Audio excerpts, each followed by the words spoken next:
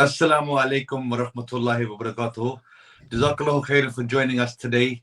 And today's discussion will be about homeschooling versus online virtual schooling. Today it will be me and Mudassir discussing this topic in depth and exploring the advantages of online schooling compared to homeschooling and the other benefits that parents can possibly face with an online school versus the education industry for plus 10 years now, about 15 years, and as a head teacher for 10 years, I've come across a lot of parents. I've seen a lot of decisions being made about homeschooling, taking children out of school, or even putting them into an Islamic school. I mean, I think we've got two edges here we need to discuss. One is the fact that you've got a normal state school, and then you've got a private education, and then you've got an Islamic education, and then you've got a homeschool environment. I think we're going to just focus on the Muslim Ummah in the UK at the moment, and the choices that are being made for homeschooling. I think we can tone it down to say that a lot of parents want to homeschool, and they might go through a state school, then to an Islamic independent school, and then possibly venture the homeschooling. But then once they venture the homeschooling, that's as me and you've discussed before, they come to face a lot of challenges. And we've even taken children back in from a homeschool environment to our physical school, and the parents have tried it, and it hasn't been as fruitful as they would have wished. So they've come back into a school setting, and we've seen what effects that homeschooling can have. I'm not going to disregard it at all. I think it has many, many benefits. And I think at the same time, it has pitfalls. And unfortunately, what happens is the children become an object or a product of the environment, and that environment is the parents, which is great in many aspects, but you will see pitfalls in different subjects. I've seen children come in from homeschooling experiences, and they've had gaps in knowledge, major gaps, and sometimes these gaps are not foreseen by the parents, and they can't see the effects this has on an ongoing education. So, for example, we've had some students come back from homeschooling, and their maths hasn't been on point, or they've focused strongly on the maths that they've enjoyed, or their parents are well adapted, and then the other parts where they've struggled, they haven't had the exposure. Because I think it's important to discuss the curriculum. The curriculum will go into topics in bits and bobs, and it will start with the basics, and then it will work its way up to the more difficult tasks, and it will do that on a similar topic. Whereas in a homeschooling environment, the parent might be an expert in a particular subject, so they might have a massive deep dive in a subject, and the child can totally understand that subject to a mastery level, but then they've missed out on the other subjects, or they've missed out the slow progression to get to that mastery level, because it entails other skills that need to be put, which the parents can miss, and which a well-designed curriculum doesn't miss, or it tries not to miss. That being said, homeschoolers often attend tuition centers to fill this gap where the parents have issues with the knowledge, especially as the children go older into a stage where they need to be independent learners. So there's a massive gap. And what happens is, I've seen it a number of times, parents tend to opt for a tuition center or tuition for the children. Now that's got two advantages and disadvantages. One's a tuition center, and a tuition center is no longer a home environment. You're now exposing your children in an unregistered or unregulated environment, I should say. And that's similar with madrasas. So you've normally got parents then to complement their homeschooling by madrasas. Now that is where you've then got an exposure your child to people from many different environments, which are not essentially controlled environments, and they're exposed to different personalities. And that's the exposure to personalities. And we're not discussing here the financial burden.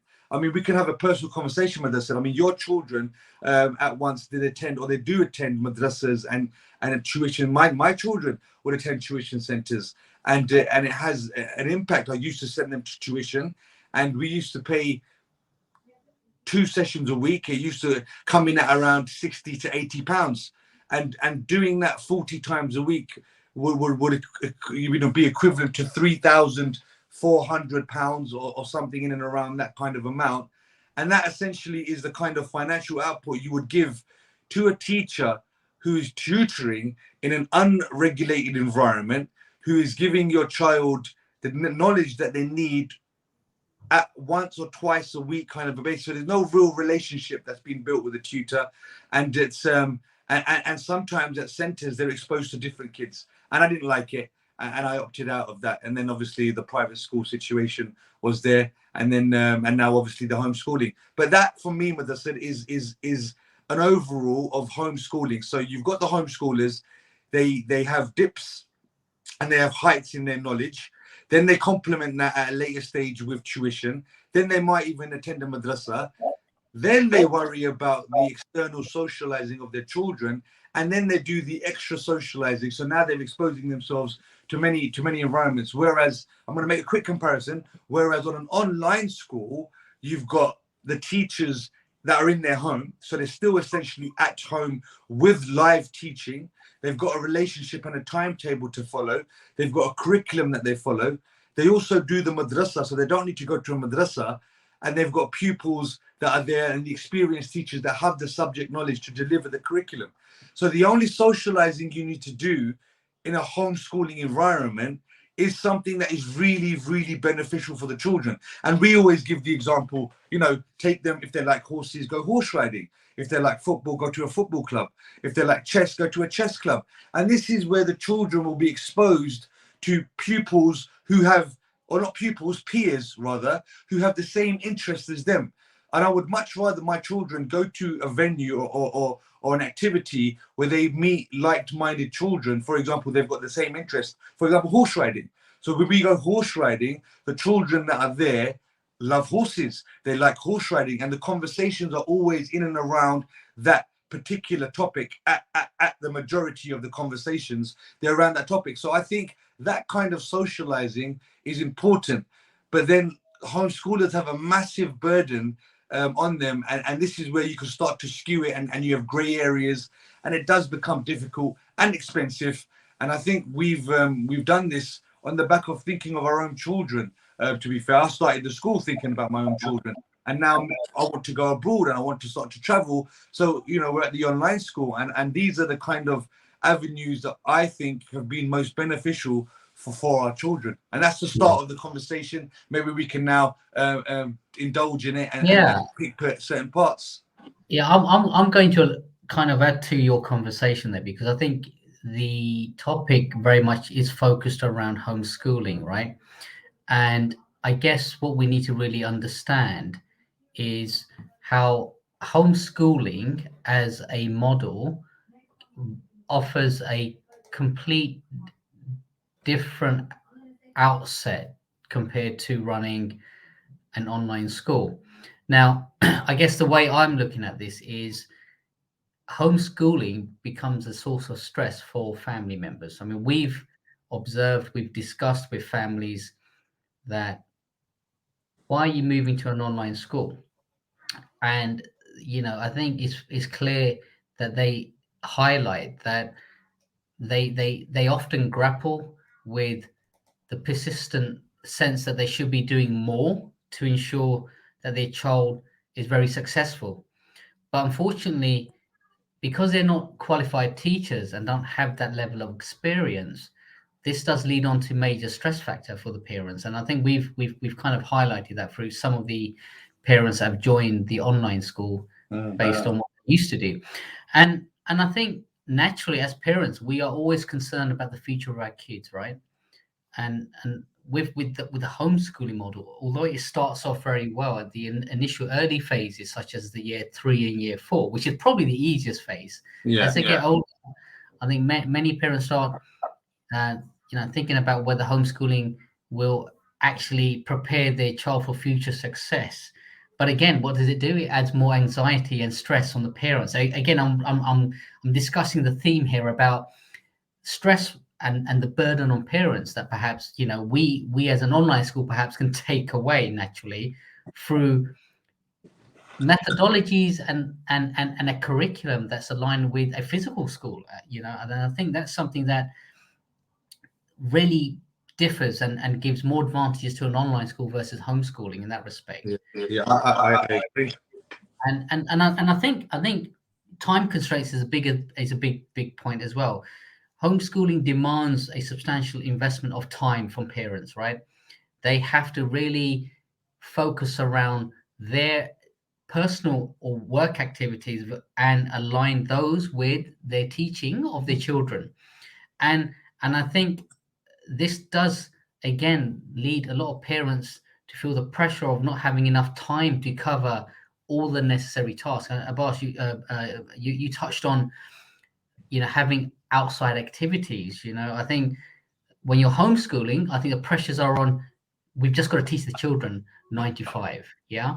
But what you tend to forget is actually when you're homeschooling, what about the other activities? So time is of essence for all of us, and I think having the time to do school and also other activities needs to be factored. And again, the beauty of online schooling is that we have a structured timetable. Students know what time they have got a certain subject at what day of the week, and that's reoccurring. The pressure is left to the teacher to set the tasks and the time and the classwork and also the homework in our platforms. Students log in and off they go. Then they have break times. Then they have spare lunch times and time to do other activities in between. We do have some parents that actually during the week have other activities that they align with our timetable, which we accept because again, the purpose of homeschooling is to provide that flexibility. And I guess with homeschooling, there is a lack of routine, I believe, that again, where online schooling provides that flexibility, and I suppose the pressures of creating a structured routine can again feel more overwhelming for parents when they're working from home. I think also, Madassa, with it's discipline. Now, you want to spend time with your child and have that quality time with your child. There's so many lines that you need to draw. Number one, you're not an expert. Teaching, let's not beat around the bush. Teaching is a full-time job. You need to have experience. There's many teaching methodologies. You should understand curriculums, the way things are kind of given to children, the way you develop your curriculum, how you deploy the curriculum. All of these things are a full-time job. They're well thought out. There's different methodologies in doing it. Now, parents have to take that burden on. Then they have to discipline the child. And this is a parent. And, you want to spend the whole day with the child. You want to be a parent as well. So you've got the difficulties of the discipline, the time management. It's a full-time job, like I said before. So you've really got to study to become a teacher. Like I said before in the conversation, if I'm good at painting, and that's my speciality, my child, if I spend a certain amount of hours with my child and I have the passion for painting, they would become just as good as myself if I give them the right skills, if I deploy the lessons correctly and I give them the right skills. If I'm an expert in something, it will work. If I'm not an expert, and if I'm showing some sorts of barriers or anxiety, the children can see this straight away. And when they see that, oh, mum or dad are finding this difficult, oh, this is a tough subject.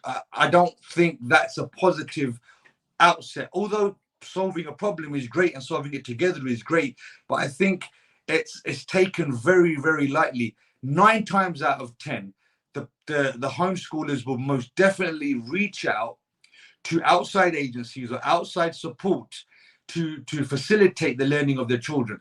That reaching out never comes free. That's expensive, and we can do simple maths again, and it would probably equate to the tuition fees that we charge at Reed Meta School. This is why we've also put our fees at such a rate, because they do transpire to be what you would actually spend if you were having very, very few 2 tuition sessions a week. It will equate to this. Now, again, we've got parents also with us that don't come to all of our lessons. They use us to supplement their homeschooling themselves. And that supplementation has also worked out cheaper for them than tuition. So they've thought, hold on a minute, tuition is going to cost us £4,000 a year or 3,500 a year, where we could enroll to this school and just do the science and maths at this school, and I will, as a parent, cover all of the other subjects. So they can absolutely opt out on all of the other subjects and come in and zone in for the maths and the English. Even if you take it as per subject, it still works out to be equivalent to the tuition of one subject. So don't forget also the Quran as well, right? Because I think I think Quran, Islamic studies, and Arabic is a cost on its own. Massive. So It's massive. You add that, if you add that into the equation as well, then suddenly you've got two layers of costs that you can factor in, that parents, that we all want the best for our children, will go out and spend that money. But to your point, if you equate the overall package together, you're actually getting a full online school for every subject. Even if you just use it for two subjects, English and maths, or Arabic and maths, it would probably work out cheaper and more enriching for your child just to attend them 2 sessions, or well, 4 or 5 sessions. It will be a week for them subjects. It will be more cost effective to do that in that environment. As you've seen, they're a part of a global community. They're a part of an online school where they see other children, and all of the reasons why people homeschool, we've covered them reasons. We've covered them, the bullying, the exposure to different different types of mindsets, the exposure to discrimination, a bad experience, health issues. So we've covered all of them. And for a fraction of the cost that it would do if they were to get tuition for all the subjects, we're delivering the whole curriculum, which is why I always refer to this. I always refer to our online school as a privileged education. And it's not an online school. It's not homeschooling.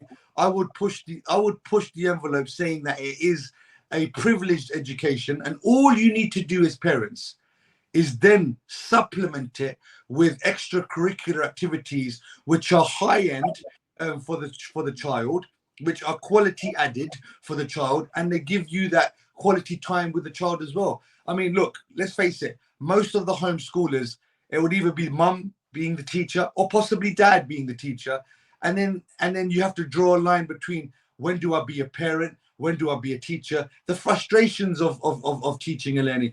I couldn't teach my child full time for nothing, because you come to points where you're still the mum and dad, and you need to draw that line. So I think, look, this conversation is a great conversation, but it's an absolute no-brainer, to be honest with you, in regards to finance, in regards to the environment, in regards to the teaching experience, and the support you get. I mean, it's not just the lesson support. We give extracurricular activities. We give deep dives into enriching activities. I mean, we're doing that podcast thing at the moment with us. So we've got a extracurricular activity where the children are experiencing a professional podcast trainer doing project-based work over 6 weeks, and that's for no extra cost.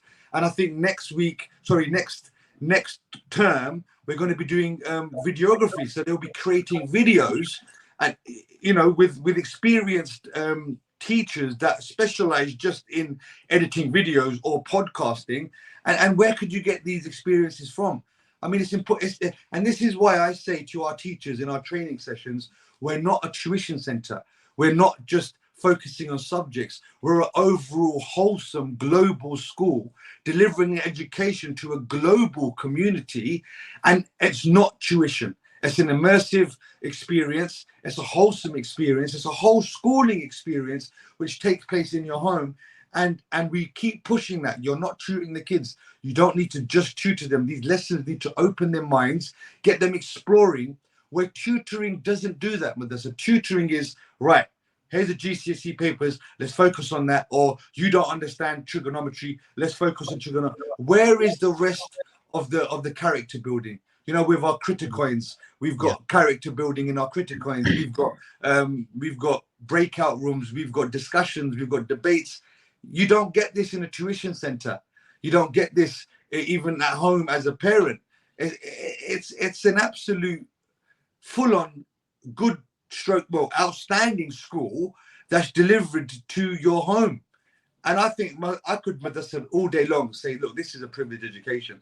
It's the best, because we've got children that can travel. And we're not even going to touch on the global community that we've got and the benefits of being in a global environment, I think that we could say for a whole nother podcast. And I think I could go on for that for hours. But in regards to homeschooling and online schooling, I love it that parents want to homeschool. I love it that they want to protect them and create that bubble. I wanted to do the same, hence why we created Read Academy, which is a physical school. And now we want to do the same for a global entity, which is now we're doing Read Meta School. And again, Read Meta School, I would even say for us, even myself and yourself, is again a selfish thing that we're doing for our children, because we want an established school to be set up so that we can travel. I mean, let's not hide. We want to get out of the UK, probably go to Dubai, right? So we want to travel there, but we want to give them the best education. And Meta School is seeming to is creating that environment that we want. And I think me and you have had many discussions where we're like, we're ready. Let's do it. Let's go. And let's pack our bags up. Meta School is Read Meta School is doing its job fantastically well. Let's travel. Yeah, well, look, I think let us touch on very loosely. Yes, we do have students abroad, and we know that the school works in a different country as well. And again, the mindset that parents have in the UK and also in Dubai, Saudi Arabia, Kenya, to name a few, have all got a similar mindset that where perhaps they are homeschooling right this very moment, but unfortunately don't have a structured lesson or plans to really provide their kids a structured education. And yes, there are many schools in those various geolocations, but some parents may not find the actual curriculums aligned with what they feel they want their children to learn. And I guess that alone allows our school, Read Meta School, to really assist those parents with a British national curriculum that is internationally recognized. Without going into too much detail about the international, no, you're gonna get me started. I think. But I'm gonna, because I know what's going to happen. You get me started in the global community now. But let's take it back. Look, give credit where it's due. Homeschoolers have taken their children out of a state school, right? Number one, I commend them for that. I would never send my child to a school that I'm not happy with. No way. I'll keep them at home and I'll do the job myself. I think that's the initial prompt for the parent. They're not happy at the school. They're not happy with sending their child to a venue for 8 hours a day with children that they might not know, might not even like the demographics that they're based in. They can't move away from the demographics. They're there for other reasons. So they don't like the school. Rather than sending the children, and I know many people that will send their children to school knowing and not being happy with the school, but they'll still send their child into the dragon's den every day. To me, that's mind-boggling. Then you've got the brave parents who have opted out and they said, no, khalas, we are homeschooling our parents. So credit to them. Then you've got the real challenges that come with it.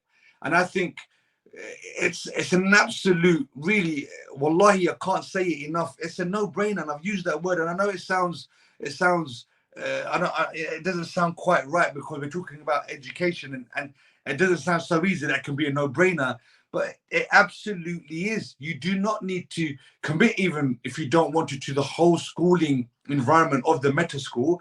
You can take parts from it, but soon as you see it, there'll be no reason not to commit to it. So commitment to the parents who take them out of school and say, no, they're not going to the dragons, then I would educate them. Then the difficulties that come around homeschooling are far and few apart. There are many difficulties that come into play here.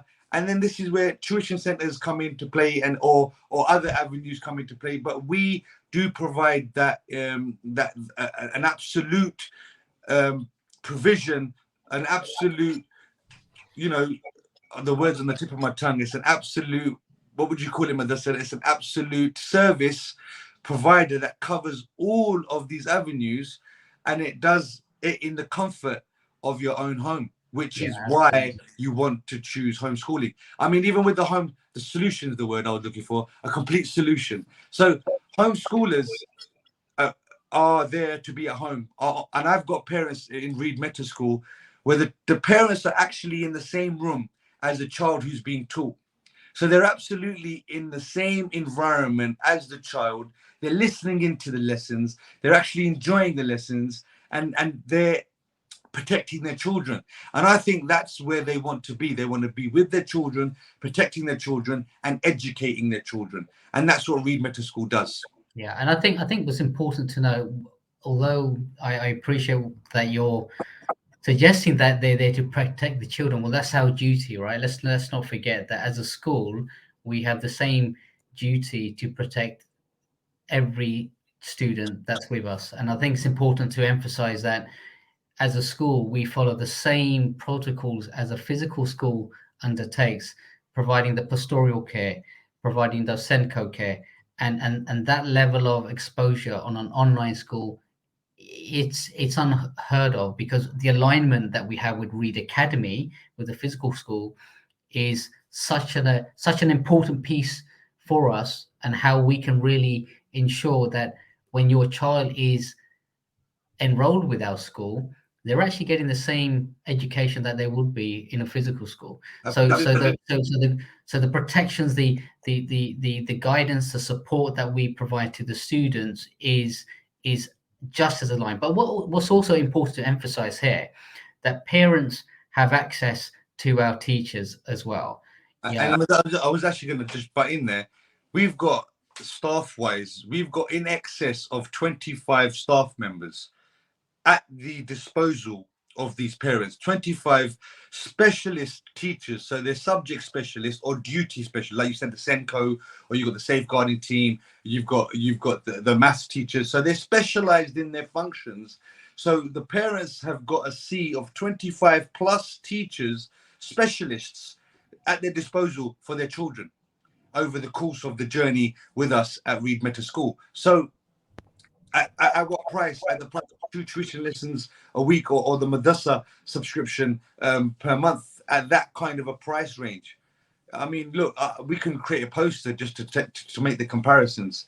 And again, look, I love and I really respect the parents that have taken their children out of school, but we've done that and we've created a solution for them. And this is the solution. And this is why we want as many people who are considered or worried about the Dragon's Den or the environment that the children are in. We want to be a solution for them, inshallah.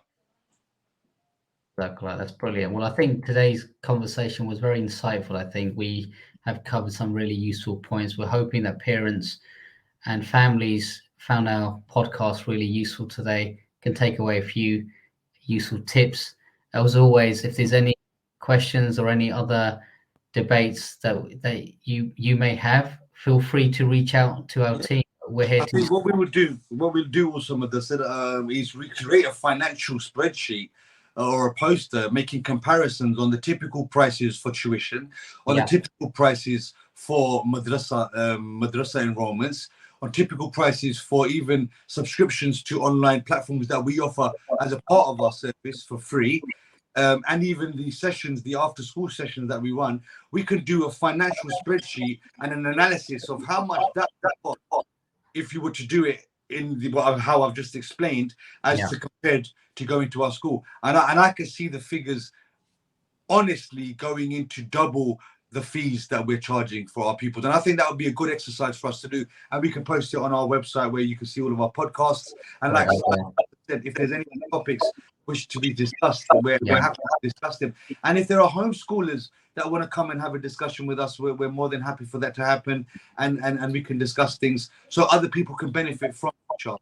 Yeah, and I think one most important thing which we haven't covered actually is a trial. You know, if your child is keen to explore how the online schooling works, we do offer trials. So feel free to reach out to the admissions team, and they are more than happy to arrange a trial for your child over 3 days where they can actually see the true benefits, and also parents can see how the online school works. So inshallah, we truly believe that's also great benefit to you, and an offer that's open to every parent that's homeschooling right this very moment.